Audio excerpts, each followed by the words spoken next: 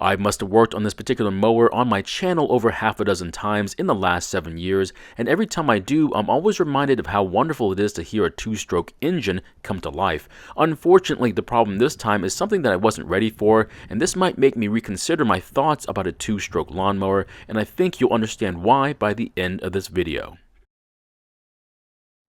In today's video, we look at this Lawnboy mower, and the problem is that it starts and runs, but the owner is complaining that the engine speed is too high and they can't change it.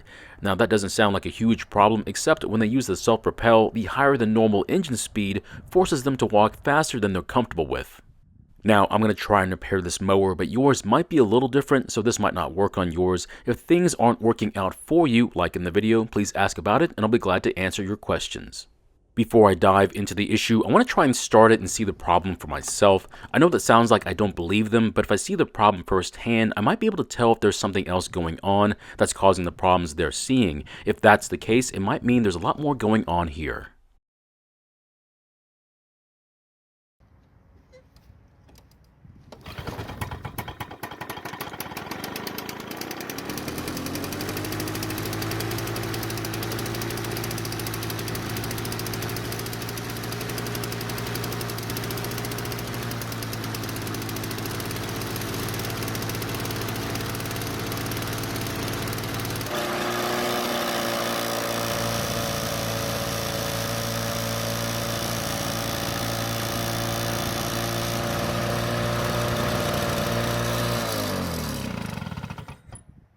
As you can see, the throttle lever doesn't seem to do much when it comes to adjusting the engine speed, but at least we can still use the choke to start the engine, which means the lever still works, but the part that changes the engine speed is definitely the issue. Unfortunately for this type of carb, the problem is going to be pretty tough to work on, which you'll see here in a bit after we take a good portion of the engine apart to get to it.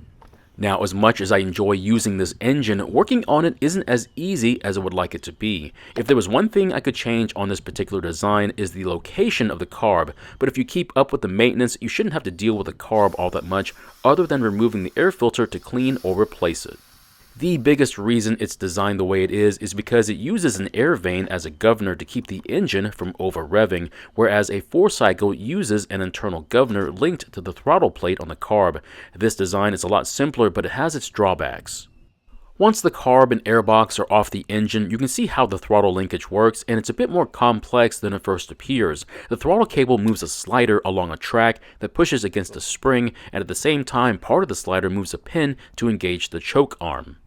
At the same time, the slider also has an arm that a spring is attached to that puts tension on the air vane. Like I said, it looks simple, but there's a lot going on here. Now, after taking a closer look, it appears the end of the spring has been bent, which is pretty easy to do. More than likely, it probably got bent the last time I worked on it. Now, to try and bend the spring back into shape and film what I'm doing, I'll need to take the airbox out of the way. Just be very cautious when doing this because this entire assembly is made out of plastic and it's not very strong at all, so it's very easy to break, and if you do break it, replacement parts may be tough to find. So here's the reason why damaging the spring is very easy to do. If you try to remove the airbox without taking the carb off as well, the spring is still attached to the airbox, and this will damage the spring, which is probably something I forgot about since I don't work on these all the time. After taking a closer look, you can see just how much the end of the spring is bent out of shape. It's supposed to be closer to the shaft and not this far away from it. This is, of course, the reason why the engine speed won't change, as the shape of the spring is putting more tension on it than it's supposed to. That means we just need to bend it back and it should be good, but things don't always work out that way.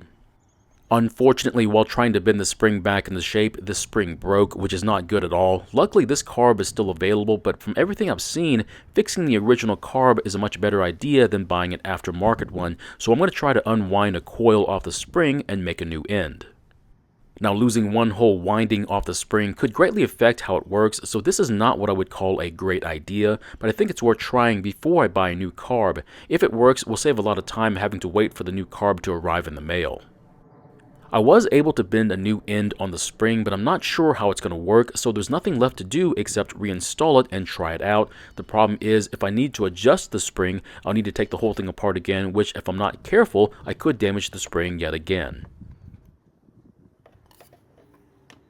Taking the airbox and carb off the engine is a lot easier than putting it back on, mainly because of the limited space and having to line up a plate and gasket. In the future, I might consider gluing the gasket to the plate to make sure it's lined up and also that I don't lose it. So why would I have to take this carb and airbox back off in the future? It's very unfortunate, but with the way the throttle cable is set up on the back of the airbox, dirt and grass has a tendency to collect there as well, which could then keep it from working the way it's supposed to. If that happens, moving the throttle to the choke position is almost impossible. That means starting this engine will become very difficult. Now, it is possible to try to clean this area without having to remove it, but it's not ideal, and after some time, the airbox will have to come off for a thorough cleaning.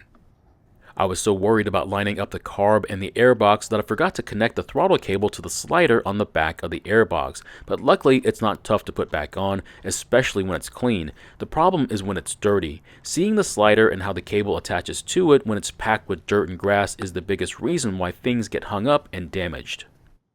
If there was ever a good reason to clean your mower before working on it, this would be the best example. Now, if the carb was in a different location, I think it would make it a lot easier to clean and work on. However, there's no reason to change it on this mower, so I'm not going to worry about it.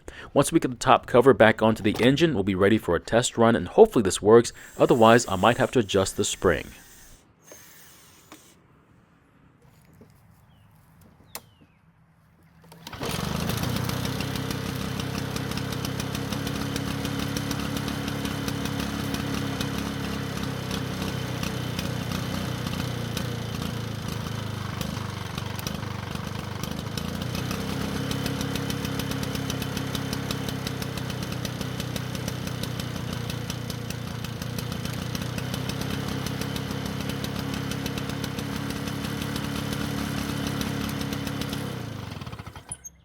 Fortunately, the engine speed was lower, but it was in fact too low and I couldn't get it high enough to use the mower on any grass. That means I had to take the carb off again to make adjustments to the spring. Now, this is purely trial and error, and I really don't want to do this more than a few times, and if I do, I have to wait a day between adjustments, otherwise I'll just get very frustrated. So I've bent the spring a little more, and hopefully it'll be better this time. I'm not sure if there's a better way of adjusting it, but if you do, I'd like to hear about it. I am aware of the round dial above the spring, but I don't have any experience using it.